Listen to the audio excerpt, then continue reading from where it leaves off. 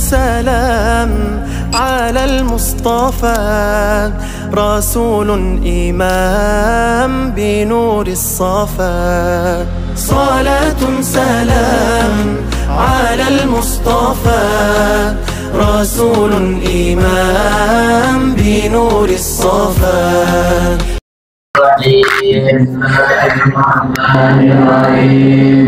اللهم صل على سيدنا محمد صلاة تخرجني من ظلمات الوهم وتكرمني بنور الفهم وتدخلني ما أشكال حتى يفهم أنك أنت تعلم ولا أعلم، إنك أنت علام الغيوب.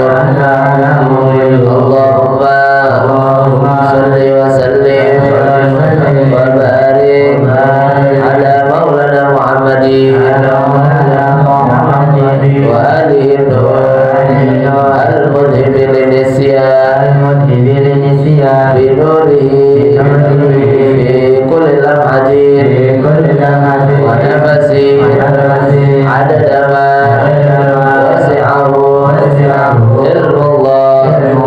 يا فتاح يا علي يا فتاح يا علي يا فتاح يا علي افتح علينا فتح العارفين.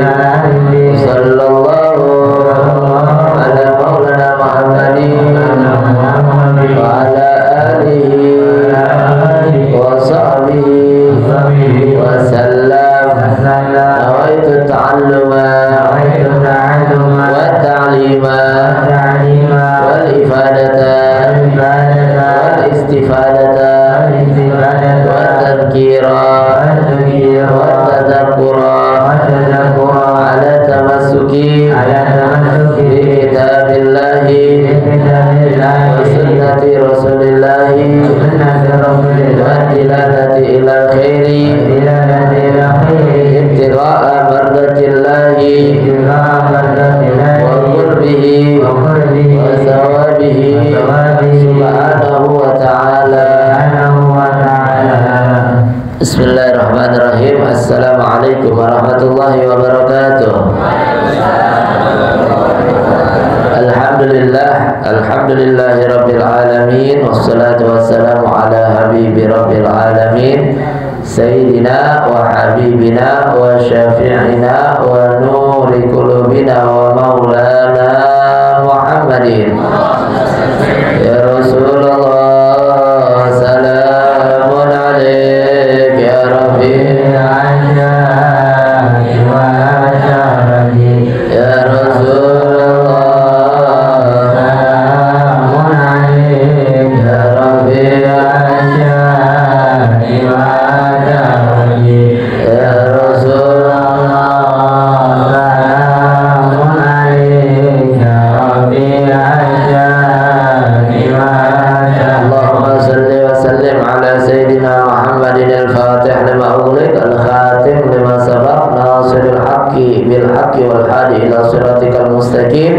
وعلى آله وصحبه حق قدره ومقداره العظيم.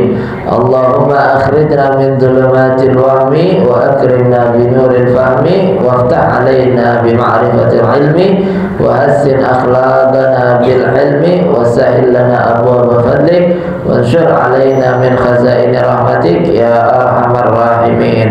سبحانك لا علم لنا إلا ما علمتنا إنك أنت العليم الحكيم. رب اشرح لي صدري ويسر لي أمري واحلل عقدة من لساني يفقه قولي بجاه النبي والصحبه وآله أما بعد. Yang sama kita muliakan dan kita hormati Sahibul Bait, pimpinan Yayasan Al Khairiyah Bapak Haji Abdullah Ustazah Haja Aziza yang kita doakan panjang umur, sehat afiat, dijauhkan dari segala penyakit, dari segala musibah zahiran wa batinan. Amin. Amin ya rabbal alamin. Segenap hadirin hadirat jamaah ngaji Sabtu subuh yang dimuliakan oleh Allah Subhanahu wa taala. Alhamdulillah, kita bersyukur pada Allah Subhanahu wa taala pada pagi hari ini kita berkumpul istiqamah hadir duduk dalam khatmal Quran, doa wahbah, doa khatmal Quran, sekaligus kita akan mengambil keberkahan daripada hadis Nabi besar Muhammad SAW yang mudah-mudahan duduk hadirnya kita di majlis ini menjadi sebab turunnya keberkahan dalam hidup dan kehidupan kita seluruhnya. Amin. Amin ya rabbal alamin. Salawat beserta salam tak lupa kita haturkan kepada junjungan kita Nabi besar Muhammad SAW yang telah menuntut kita umatnya minal dhulumati ilan nur, minal akhlaqil fasidah ilal akhlaqil karimah. Hadirin hadirat yang dimuliakan oleh Allah Subhanahu wa taala, alhamdulillah kita bisa kembali lagi membaca daripada kitab Bulughul Maram, hadis Nabi SAW yang Sabtu lalu kita lewatkan karena saya masih nemenin saya punya guru dan masih ada sampai hari Selasa. Hari Selasa malam baru berangkat ke Saudi Arabia. Sekarang masih ada di Jakarta, jadi bisa pulang, bisa ditinggal-tinggal begitu. Sebab kemarin di luar kota jadi nggak bisa ditinggal-tinggal. Ini pun kita tinggal mulai dari hari Kamis. Dari hari Kamis kita pulang. Di malam ditelepon disuruh datang. Kita datang dulu dah. Kebetulan nginepnya di Kokas, dekat hotelnya di Kokas. Jadi dekat, semalam ke sana dulu sempat, sekarang balik lagi dah. Jadi dekat. Tapi kalau Jakarta dekatnya nggak bisa dibilang dekat. Beliau bilang kalau orang Jakarta tuh setiap harinya ketemu ame macet. Sampai beliau bilang, nanti kamu tahu nggak orang yang paling santai di hari kiamat, di mahsyar. Kita tahu cerita mahsyar begitu luar biasa, sampai digambarkan orang kalau ada yang hamil, dia ngelahirin nggak terasa rasa hamilnya, saking menakutkannya keadaan, lupa kiri kanan segala macam dah. Itu orang yang paling santai di hari mahsyar tuh, kata beliau, adalah orang Jakarta. Jadi orang Jakarta, jadi kiamat orang-orang ketakutan semuanya, orang Jakarta lagi duduk santai ngopi, kata dia gitu. Kata beliau gitu. Kenapa begitu? Iya, sebab orang Jakarta setiap harinya udah kiamat. Setiap hari di jalanan udah kiamat nih. Ketemu jalan berisik, klakson, macet sono. Setiap harinya udah kiamat. Jadi ketemu model begitu udah biasa. Saking seringnya ketemu model-model macet begitu. Alhamdulillah kita bisa kumpul kembali, hadir begitu. Insyaallah kita istiqomah lagi setiap Sabtunya, kita khatam Quran setiap saatnya. Alhamdulillah. Kadang-kadang orang ada aja tuh yang nanyain itu, Ustaz, ngikutin gurunya emang orang rumahnya tinggalin duit itu. Kadang ada aja tuh yang komentar tuh. Sebelum ditanya biar saya jawab dulu dah.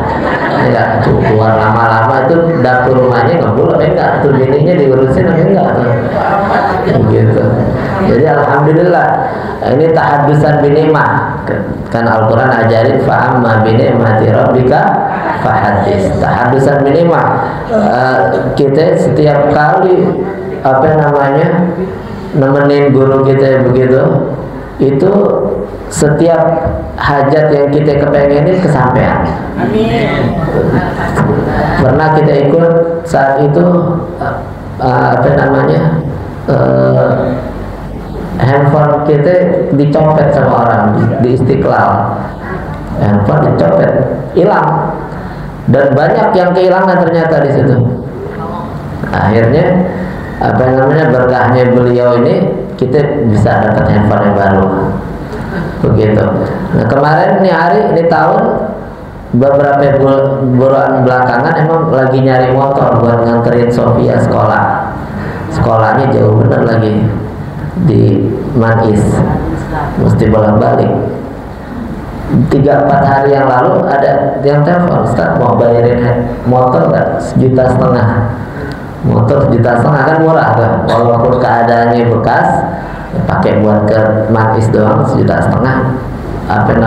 murah lah hitungannya. Alhamdulillah. Jadi yang namanya rizki dari Allah Subhanahu wa Ta'ala itu udah dijamin.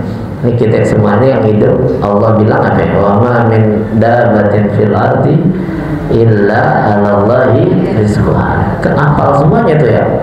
Cuma kadang-kadang kita suka ketakutan nggak kebagian rezeki, ketakutan nggak kebagian rizki. Begitu. Memang asyaitanu ya'idukumul faqra. Setan tuh selalu bisikin kita, ayo hati-hati, ntar gak dapat rezeki itu, dia dagangannya lebih laku, sumpahin biar gak laku. Nggak cukup sumpahin, panggil dukun biar dia gak laku. Kan kadang-kadang begitu, saking ketakutan. Itu buruan tuh, ntar gak kebagian warisan, enak banget dia warisannya banyak banget. Abang lu banyak banget, adek lu banyak banget.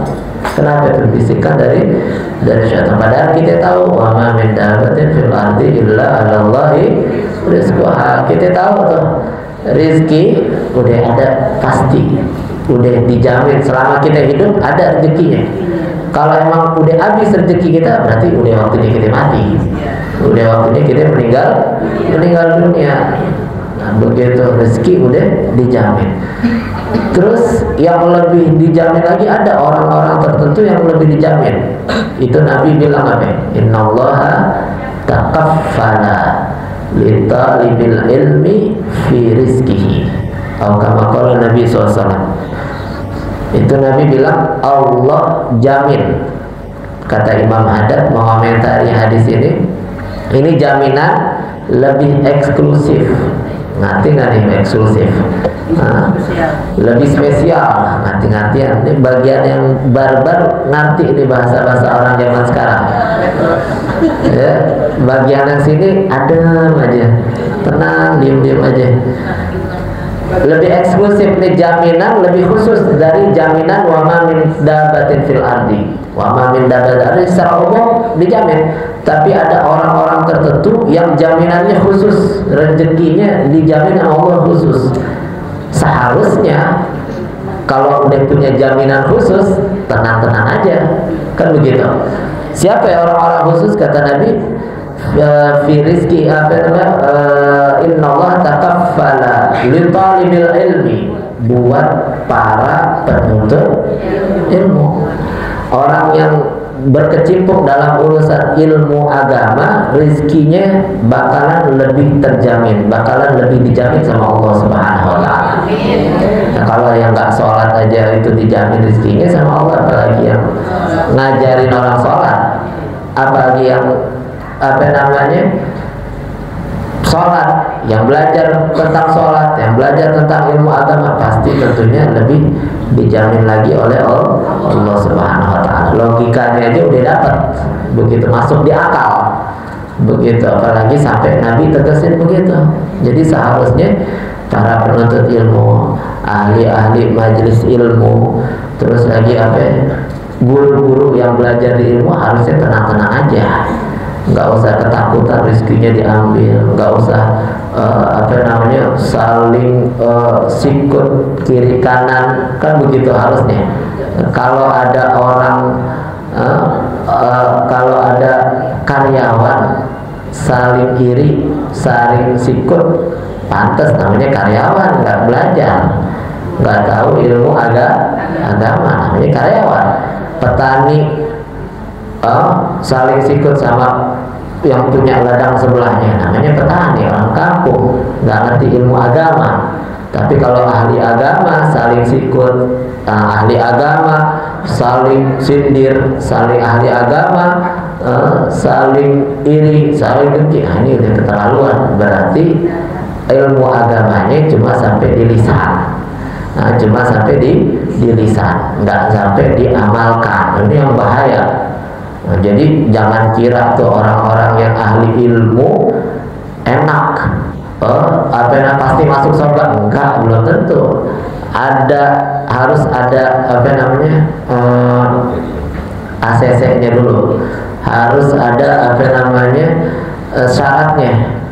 Apa syaratnya? Harus diamalin. Diamalin tuh bukan ngajarin, diamalin, mengamalkan buat dirinya. Itu kata Imam Ibn Arsalan, fa'alimun bi'ilmihi lam ya'malan mu'addabun min qabli 'ubadil wasa. Setiap orang yang alim, tahu ilmu agama, dan dia tidak amalkan ilmu agama tersebut, maka dia diazab sebelum penyembah berhala. Sebelum penyembah berhala. Jadi berat orang jadi orang alim, berat. Mau jadi orang yang berilmu, kita kan malah pengen banget dipanggil ustaz. Padahal mau jadi ustaz tanggung jawabnya besar. Jadi ustaz tanggung jawabnya kalau nggak diamalin, dia duluan diazab sebelum yang mabok-mabok, sebelum yang main judi, bahkan sebelum mereka yang nyembah berhala. Dia ustaz-ustaz yang nggak ngamalin ilmunya, dia duluan yang diazab. Kabura maqtan indallah an taqulu ma la taf'alun, kata Allah. Sungguh amat besar murkanya Allah Subhanahu wa taala buat orang yang cuma bisa ngomong, nggak bisa ngamalin, begitu. Jadi sedikit-sedikit kita amalin ilmu kita amalin apa yang kita tahu. Jangan sampai kita termasuk orang yang tahu ilmu agama tapi kita tidak amali ilmu agama tersebut. Walhamdulillah, zaman na'udzubillah. Hadirin hadirat yang dimuliakan Allah, kita lanjutin, kita mulai baca hadis. Sekarang kita sampai bab aniyah, bab tentang wadah, sampai kepada hadis yang ke-15. An Ummi Salamata qala Rasulullah sallallahu alaihi wasallam alladzina yashrabu fi ina'il fiddati innama yujarjiru fi batnihi nara jahannama. Masih ada kaitannya dengan hadis yang sebelumnya, masih mirip artinya, maknanya. Ini hadis riwayat dari Ummu Salamah. Ummu Salamah, biasa orang Arab suka dipanggilnya pakai ummu atau abu, itu namanya kunyah. Panggilan ummu, abu itu namanya kunyah. Nabi Muhammad pun ada kunyahnya. Apa kunyahnya Nabi Muhammad? Abul Qasim. Nabi Muhammad Abul Qasim. Biasanya diambil dari anak pertama yang laki-laki, atau anak yang terbesar dari laki-laki, begitu. Nabi Muhammad punya anak yang laki-laki terbesar adalah Ibrahim, Qasim. Nabi Muhammad dipanggilnya dikunyahkan Abul Qasim, begitu. Memang senang orang Arab jarang dipanggil namanya. Abu Bakar Siddiq, nama aslinya bukan Abu Bakar tapi Abdullah. Nah, gitu juga ini Ummu Salamah. Ummu Salamah punya nama asli adalah Hindun binta Umayyah. Namanya Hindun binta Umayyah Quraisyah Al-Makhzumiyah, termasuk salah satu istrinya Nabi Muhammad. Ini Ummu Salamah termasuk istrinya Nabi Muhammad. Usianya ketika meninggal dunia adalah 84 tahun, panjang umur. Dan ketika dinikahi oleh Nabi Muhammad sudah tua usianya. Oleh Nabi Muhammad ketika dinikahi udah usia tua. Pernah terjadi karena ini Ummu Salamah tua, tentunya Ummu Salamah lebih ahli dalam memasak, pintar masak nih Ummu Salamah. Ummu Salamah pintar masak, dan Nabi Muhammad ketika itu sedang ada di rumahnya Sayyidatuna Aisyah, lagi ada di rumah Aisyah. Sayyidah Aisyah masih kecil, masih muda, masih belasan tahun usianya. Ketika Nabi Muhammad meninggal, Sayyidah Aisyah usianya baru 18 tahun. Nabi Muhammad meninggal, Sayyidah Aisyah umurnya baru 18 tahun. Jadi Sayyidah Aisyah masih belum terlalu mahir masak, masih belajar masak. Ketika itu Sayyidah Aisyah bikin masakan. Tentunya rasanya, namanya baru masak, baru belajar masak, rasanya macam-macam betul. Lagi baru masak, udah jadi masakannya, datang ada yang ngetok pintu. Kemudian terdengar dari luar, dibuka pintunya sama Nabi Muhammad SAW. Dilihat yang datang adalah budaknya dari Ummu Salamah, bawa makanan. Akhirnya Sayyidah Aisyah melihat ini bawa makanan, sedangkan saya lagi masak. Ini bini yang lebih tua bawa makanan. Akhirnya kata Sayyidah Aisyah, bawa pulang, jangan taruh sini. Ini budaknya bingung mau bawa pulang. Ini perintahnya dikasih kepada Nabi Muhammad, mau dikasih Nabi Muhammad, dilarang sama Sayyidah Aisyah. Bingung nih budaknya, sehingga dia diam nih budak. Ketika diam, itu Sayyidah Aisyah ambil itu makanan yang dibawa, kemudian dilempar di tumpahin. Marah ceritanya. Sama itu mah. Ceritanya sama. Ceritanya lagi ngambek gitu, kurang lebih dah sama kita dah. Namanya kan manusia juga, Sayyidah Aisyah manusia juga, bukan malaikat. Terus Nabi Muhammad bagaimana responnya? Nggak marah-marah, nggak ngomel-ngomel. Nabi Muhammad cuma bilang, gharrat ummukum. Apa namanya kan, istri-istri Nabi disebutkan ummahatul mu'minin. Jadi apa namanya, Nabi cuma bilang itu ibu kalian lagi cemburu, lagi cemburu, begitu. Jadi sama kurang lebih. Kalau cemburu, terus kalau ada pertanyaan, ini cemburu apa hukumnya? Apakah halal? Apakah haram? Apakah subhat? Apakah makruh? Apakah boleh? Begitu. Boleh-boleh aja. Ke bagian belakang bilangnya boleh, bagian depan diam aja. Mudah-mudahan haram. Yang depan harapnya mudah-mudahan haram. Yang belakang harapannya boleh, bahkan wajib. Jadi apa namanya, cemburu nggak ada hukumnya. Cemburu nggak ada hukumnya, nggak haram, nggak makruh, nggak halal, boleh-boleh aja, artinya bebas-bebas aja, nggak ada hukum, nggak ada kaitannya sama hukum cemburu, kecuali ada aksinya. Cemburu kan timbul dari hati, kan begitu. Kalau cemburu aja nggak ada masalah. Perempuan cemburu sama suaminya nggak masalah, suami cemburu sama istrinya nggak masalah, begitu. Kecuali istrinya cemburu sama suaminya sehingga dia hubungi dukun untuk santet lakinya, nah, itu baru haram namanya. Atau mukul suaminya, atau suami mukul istrinya karena cemburu, yang haram mukulnya, bukan cemburu Cemburunya bebas-bebas aja, boleh-boleh aja, asalkan cemburunya sama suami sendiri sama istri sendiri. Kalau cemburu sama laki orang haram juga namanya, begitu. Terus gimana namanya hati orang kan nggak bisa kita kuasain, nggak bisa kita nggak bisa kita nggak bisa kita kuasain nih hatinya kita nih, hati orang siapapun nggak bisa. Gimana kalau ada seseorang perempuan atau laki-laki suka sama seseorang yang nggak mungkin jadi miliknya, misalnya suka sama laki orang, suka sama bini orang, suka sama tuh, bagaimana itu hukumnya?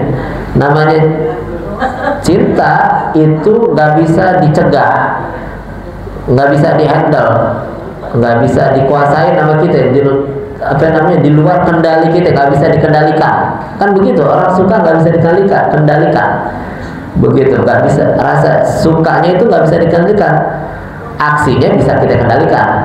Kita suka tapi kita tahan, kita bisa. Tapi rasa sukanya itu nggak bisa kita kendalikan. Rasa suka seseorang nggak bisa dikendalikan, begitu.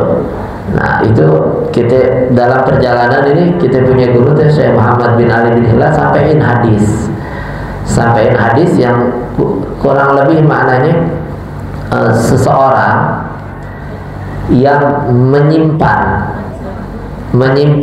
rasa cintanya kepada orang lain dan sabar menahan rasa cintanya itu sampai dia mati. Ini orang mati dalam keadaan syahid, matinya dalam keadaan syahid. Misalnya ada seorang laki-laki suka sama perempuan sampai mati nggak disampaikan, nggak ada kesempatannya, atau bahkan ini kita punya guru sampai walaupun bahkan sama perempuan yang haram, misalnya istrinya orang atau ya itu deh, karena istrinya orang. Kalau selain itu kan bisa kita nikahin, istrinya orang dia suka tapi nggak ada orang lain yang tahu, dia simpan terus dia tahan sendiri, maka ketika dia seandainya dia meninggalnya dalam keadaan mati syahid, begitu. Jadi kalau demen sama orang jangan disampaikan langsung, apalagi sama orang yang udah milik orang lain, jangan disampaikan, begitu. Ini ngapa jadi ngomong kemari ya? Ummu Salamah, baru Ummu Salamah tadi itu ya. Gara-gara Ummu Salamah jadi panjang lebar kemana-mana. Nah, ini Sayyidatuna Ummu Salamah meriwayatkan, beliau sampaikan, qala Rasulullah sallallahu alaihi wasallam, Rasulullah SAW bersabda, alladzina yashrabu fi ina'in fiddati, orang yang minum dari wadah perak, innama itu adalah orang yang yujarjiru fi batnihi. Yujarjir ini suara air yang masuk ke mulut, ke tenggorokan. Suaranya gimana tuh? Suara air yang masuk ke tenggorokan, gelegek-gelegek dah. Kalau kata kita mau gelegek-gelegek, itu suara air. Artinya orang yang minum dengan tempat wadah dari perak, dia itu adalah orang yang memasukkan ke dalam perutnya nara jahannama, api neraka. Maknanya hadisnya kurang lebih apa hadis sebelumnya, larangan untuk menggunakan wadah dari emas atau perak.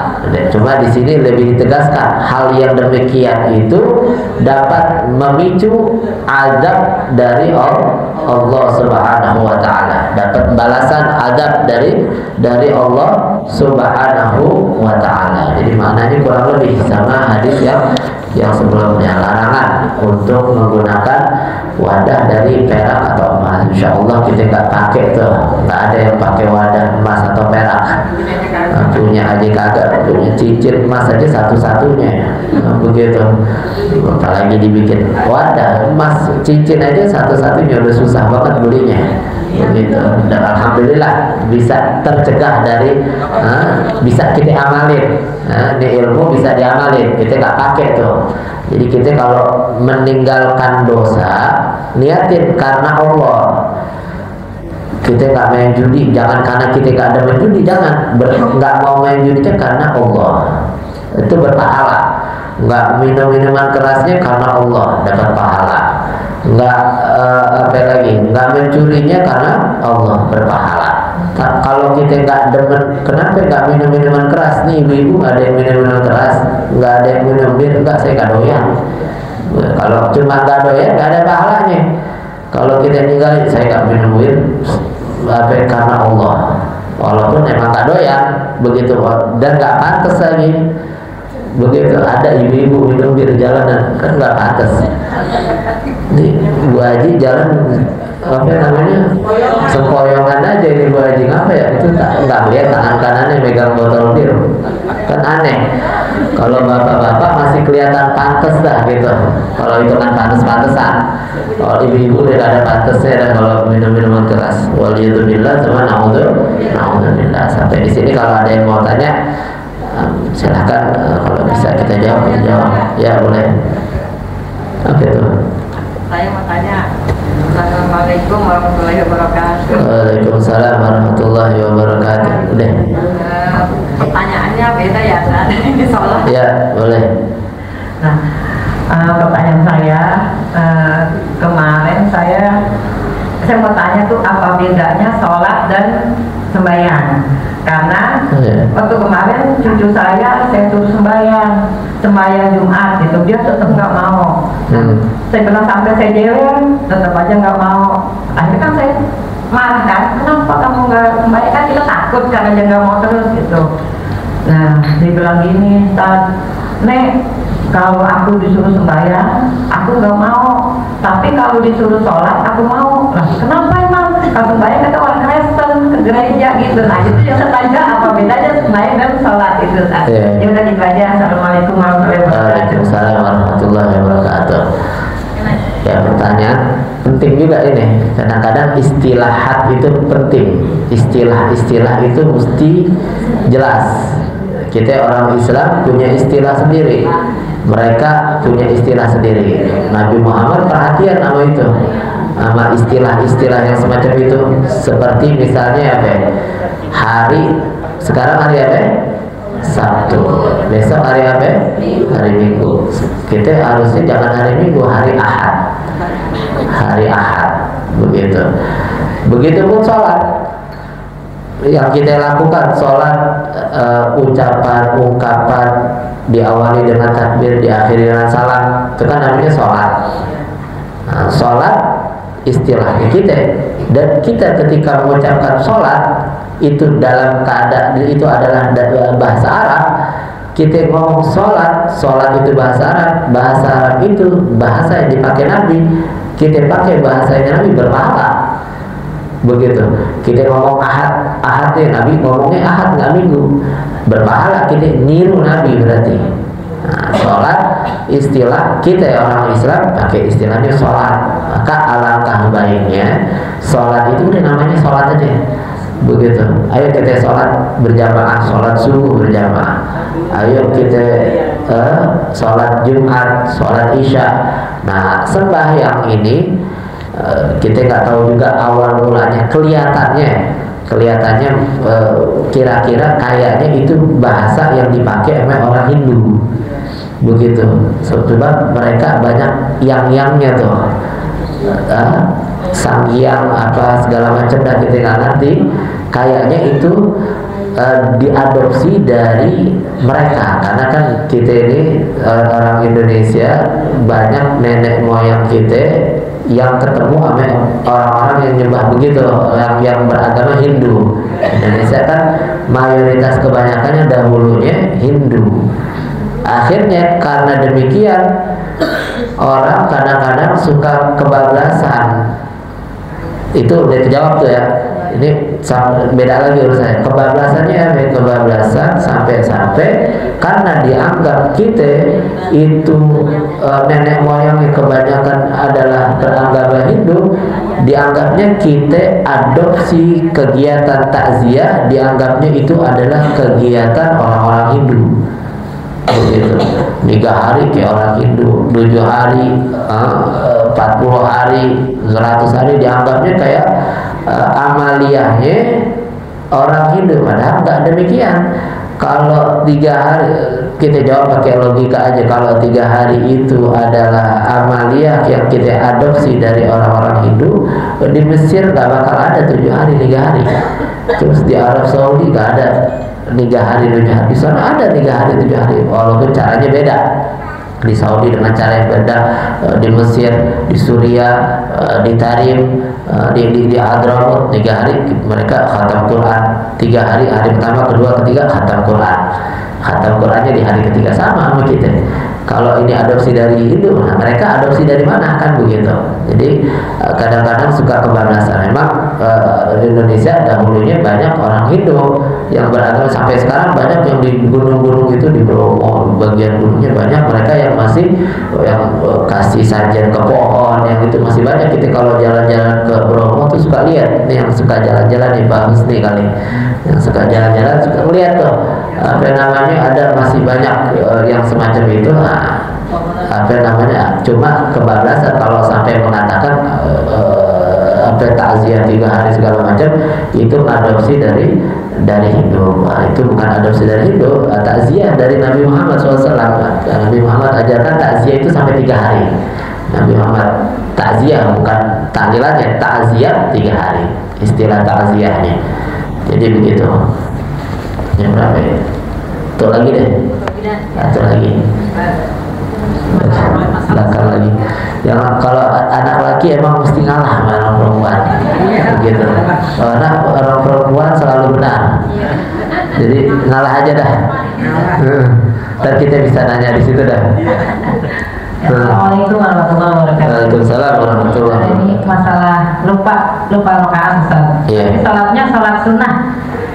Contohnya misalnya salat taubat ya, kan 2 rakaat tuh. Lah pas ngapa udah 2 rakaat, diri lagi, pas lagi diri inget, kayaknya udah 2 rakaat dah. Itu kita ngulang kembali atau kita lanjutkan turun ke tahiyat akhir? Ya itu aja Ustaz. Terima kasih. Assalamualaikum warahmatullahi wabarakatuh. Nah ini pertanyaan sering kejadian ya, soalnya kita orangnya lupaan.